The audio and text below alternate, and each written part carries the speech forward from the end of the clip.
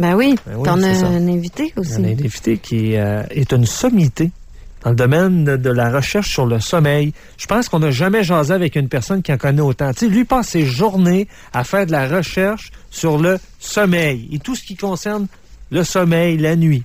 Toi, Martine, tu vis avec un chum, ou en tout cas, tu vis, je ne veux pas aller trop dans ta vie personnelle. Il m'arrive de dormir avec lui. Et monsieur fait de l'apnée, puis c'est pas dans la mer. Ben écoute, je sais pas si c'est de l'apnée, mais il arrête de respirer, puis moi, ça me stresse. Déjà que j'ai le sommeil léger, puis moi, c'est de l'insomnie, mon problème. Mais c'est pas de ça qu'on va parler, on va parler de l'apnée. Et quoi donc? Toi, t'as quoi comme problème? Moi, c'est du ronflement. Parce que ce soir, à Télé-Québec, c'est à, je vais vous dire l'heure, là, c'est à 23h à l'émission Une pilule, une petite granule. Quelle est la meilleure position pour dormir, pour justement éviter l'apnée du sommeil et le ronflement? Docteur Frédéric Serriès est au bout du fil. Bonjour, Monsieur Serriès. Bonjour, comment allez-vous? Très bien. Vous avez passé un beau lundi? Ah oui, excellent. Ouais. C'est le fun que des gens prennent leur carrière à étudier le sommeil parce que c'est quand même un tiers de notre vie où on va dormir. C'est à peu près ça, les chiffres? C'est la moitié. C'est la moitié? La moitié de notre vie. Qu'est-ce qui se passe vraiment pendant qu'on sommeille? Qu'est-ce que le corps fait pendant qu'on sommeille? C'est une période de récupération obligatoire à la vie. On peut se passer de plein de choses assez longtemps, de manger, de boire, mais si vous êtes privé de sommeil, vous allez dépérir assez rapidement. C'est une situation qui est indispensable au maintien d'une vie normale et vous altérez au début très rapidement vos fonctions cognitives.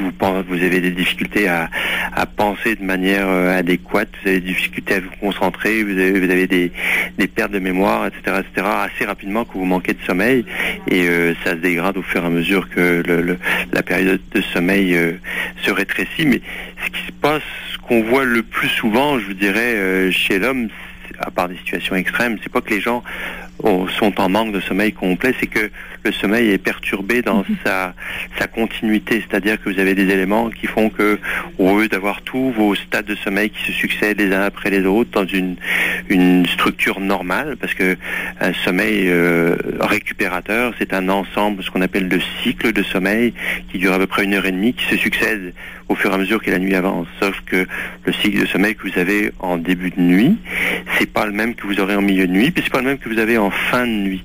Et pour avoir un cycle de sommeil normal en fin de nuit, il faut que vous ayez commencé avec un cycle de sommeil normal en début de nuit. Donc tout ça, si vous voulez, se complète au fur et à mesure. Puis ce qu'on voit, donc les troubles du sommeil, comme l'apnée du sommeil, dont on s'occupe particulièrement ici à l'IUCPQ, c'est que il y a des désordres, quels qu'ils soient, qui font que le sommeil est perturbé dans sa continuité. Donc il y a un élément qui fait que, au lieu vous permettre de composer votre sommeil normalement dans les différents stades, vous n'arrivez pas à progresser parce que quelque chose revient en permanence pour perturber votre sommeil.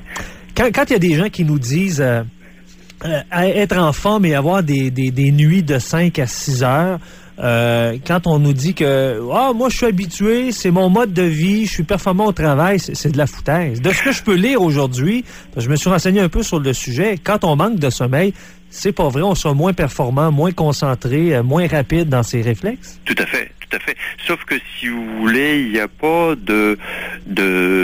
sauf les extrêmes, il n'y a pas de norme à pouvoir dire un individu donné, parce qu'il dort 5 heures, il est automatiquement moins performant que quelqu'un qui dort 7 heures. Il y a des personnes qui physiologiquement vont avoir une récupération parfaite après 5 heures de sommeil, et puis d'autres, ça va leur prendre 8 heures. Leur organisme est comme ça, ils ont besoin. Et une personne qui a besoin de 8 heures, vous la faites dormir 5 heures, va avoir cet handicap-là. Mais comment qu'on l'évalue, la personne qui a juste besoin de 5 heures, puis une personne qui a besoin de 8? Comment qu'on fait pour savoir de combien de temps on a besoin? Ça, c'est l'organisme qui se régule lui-même, qui fait que vous savez que vous dormez vos 5 heures de sommeil, puis le jour, regardez, vous êtes parfaitement vigilant, vous n'avez aucun trouble de performance quelconque. La personne sait elle-même que si on lui retire par contre 1 heure de sommeil, là, elle va avoir un problème. Chacun le sait de manière individuelle. Sauf que là, il faut se méfier, c'est que il y a des personnes qui disent ne pas avoir de problème, mais en fait, ils sont toujours en train d'essayer de récupérer un manque de sommeil chronique par des habitudes de vie. Puis ça, on rentre dans la stimulation à outrance. On parle des cafés, on parle des stimulants avec des boissons que je ne nommerai pas, qui ont fait la une en fin de semaine à Québec. C'est tout ce genre de situation qui peut faire que vous êtes capable d'être stimulé et vigilant, ou même hyper vigilant de manière artificielle. Et ça veut dire qu'il y a possiblement un problème dessous qui est responsable de ce trouble-là, parce que on ne peut pas récupérer le manque de sommeil autrement qu'en dormant. Il n'y a rien qui fera que vous arriverez à pallier à ça. Les siestes de l'après-midi, est-ce que ça compte pour un moyen de récupérer? La sieste de l'après-midi, elles peuvent être utiles, je dirais, chez des personnes qui ne peuvent pas faire autrement, parce qu'on va diminuer un peu la pression pour dormir qu'on va avoir le reste de la journée, mais ça dépend. Si ça fait partie d'un rythme de vie, comme souvent on le voit dans les populations qui sont autour du bassin méditerranéen, ça fait partie de leur habitude de vie, puis c'est normal, donc c'est pas une pathologie comme telle. Mais vous avez des personnes qui, sur nos continents ici, sont obligés de faire une sieste parce que effectivement ils sont en déficit, puis s'ils font pas leur sieste, ça peut être dangereux pour eux ou pour les autres. Là, il y a un problème. Mais ce sommeil que vous faites le jour dans ces situations-là n'est pas du tout le même que vous faites la nuit. Non. Puis je voulais juste revenir à l'apnée du sommeil, là, parce que là, il y a des gens, en tout cas, une personne qui est seule, comment elle peut faire pour savoir qu'elle fait de l'apnée du sommeil? Parce que moi, je le vois, là. Tu sais, j'ai vu mon copain essayer de respirer souvent. Puis là, je lui donne un petit coup de coude pour comme lui le faire réagir pour qu'il continue à avoir un rythme de respiration normal. Mais quels sont les symptômes qui prouvent qu'une personne peut peut-être souffrir de l'apnée du sommeil? Est-ce qu'il y a quelque chose de jour qui arrive puis qu'on pourrait peut-être se douter de ça? Écoutez, c'est le point crucial, parce que par définition, apnée du sommeil, ça veut dire donc arrêt de la respiration la nuit. Donc c'est strictement quand on dort. C'est-à-dire que les personnes qui font de l'apnée du sommeil le jour n'ont aucun problème de respiration. Aucun. Donc si la personne vit toute seule, c'est sûr qu'il peut avoir 30, 40, 50, 60 arrêts de sa respiration la nuit sans s'en rendre compte. Sauf qu'à un moment donné, la personne peut aussi soit se réveiller souvent pour une raison qu'il ignore, ou se réveiller éventuellement étouffé en train de chercher sa respiration. Puis ça, je vais vous dire que les personnes qui le vivent, ils consultent rapidement parce que c'est très désagréable. Donc des étouffements la nuit. Souvent des personnes qui peuvent se réveiller aussi le matin avec l'impression d'être fatiguées, d'avoir un sommeil. Comme s'ils n'avaient pas dormi de la nuit. Là. Exactement. Se réveiller le matin aussi fatigué qu'on s'est couché la veille. Ah, ça, là, c'est décourageant dans une vie. Là. Moi, ça m'est arrivé. Là. Tout à fait. Il y a plusieurs personnes qui vivent ça. Sauf que si vous voulez, la personne qui vit ça, puis qui dans la journée ressent encore de la fatigue ou de la somnolence, on a toujours une très bonne raison de se sentir fatigué le jour, à cause de la vie de fou qu'on mène, de nos horaires de travail, du travail qu'on a à faire en rentrant de notre travail, des obligations familiales, des déplacements, etc., etc., etc. Tout ça fait qu'on a de très bonnes raisons de se sentir fatigué. Sauf qu'à un moment donné, il faut aussi être réaliste. C'est que parfois on a une vie qui est relativement normale et on a une fatigue ou une somnolence qui est démesurée. Puis c'est là où il faut accrocher et se dire j'ai un problème dessous.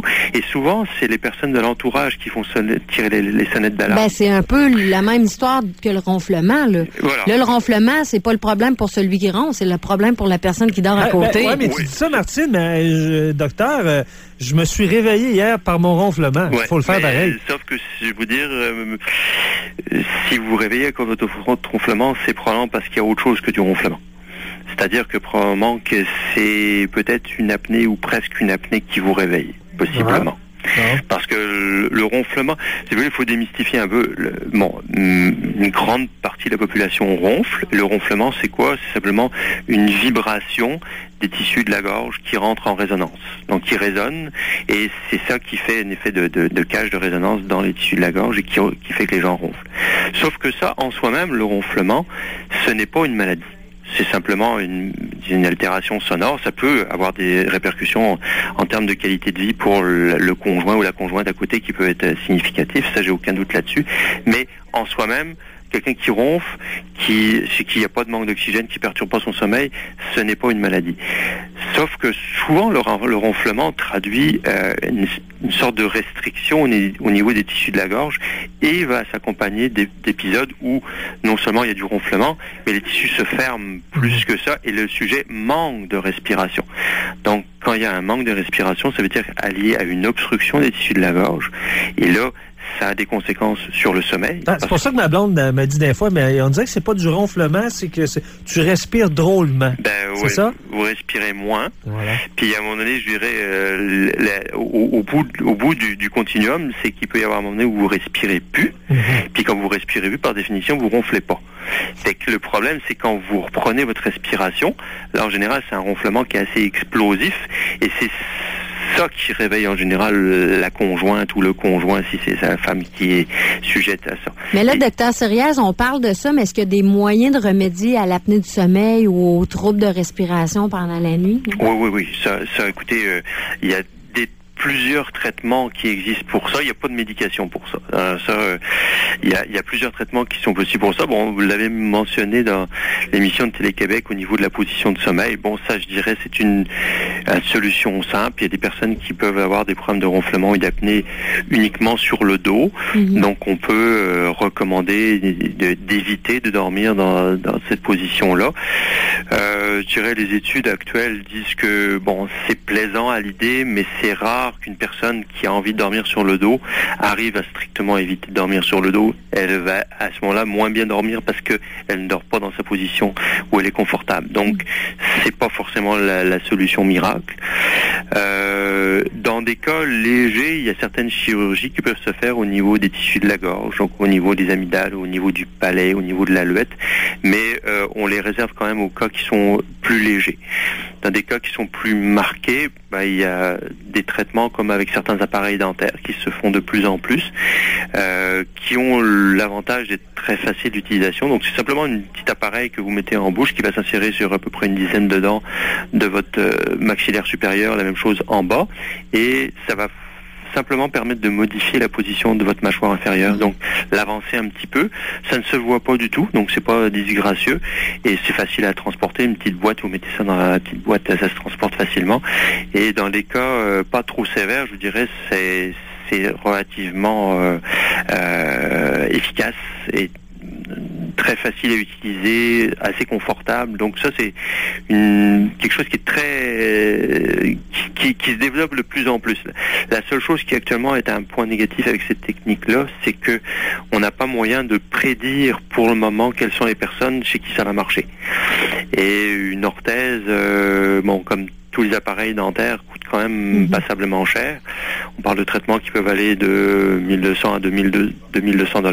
Ça, là, c'est juste pour le ronflement? Non, pour l'apnée pour l'apnée aussi. Okay. Ça peut se faire. Mais pour le ronflement, ça marche aussi, définitivement, oui. D'accord. Sauf que, si vous voulez, on insiste beaucoup, puis ça, il y a eu un consensus québécois sur lequel j'étais, qui a émis des recommandations à l'automne dernier, et on insiste vraiment sur le fait qu'une personne qui veut corriger son ronflement, il faut savoir s'il fait de l'apnée, parce que le dentiste qui va le traiter, il faut qu'il sache est-ce qu'il traite un ronflement ou il traite de l'apnée. Le dentiste va peut-être pas utiliser le même sorte d'appareil, d'une part, et d'autre part, nous, il faudra qu'on fasse un suivi. Si quelqu'un qui ronfle simplement, il va mettre son orthèse, puis si sa conjointe lui dit tu ronfles plus, ça veut dire qu'il sera considéré comme guéri. Si une personne fait de l'apnée, là, il faudra qu'on fasse des examens de sommeil, de contrôle pour s'assurer que la personne ne fait plus d'apnée. Monsieur Sériès, une dernière question. Est-ce que vous, qui êtes une sommité, un spécialiste, vous dormez bien vos nuits? Oui, ça va très bien. Oui. Ça va très, très bien, oui. OK. Hey, merci bien. Ce fut un plaisir de vous jaser ça. Le plaisir était pour moi. OK, bye-bye. Bonne nuit. Alors, Frédéric Sériès, le docteur, il collabore entre autres pour plusieurs magazines américains et membre actif au centre de recherche de l'hôpital Laval en pneumologie. www.radiox.com. Vous avez des problèmes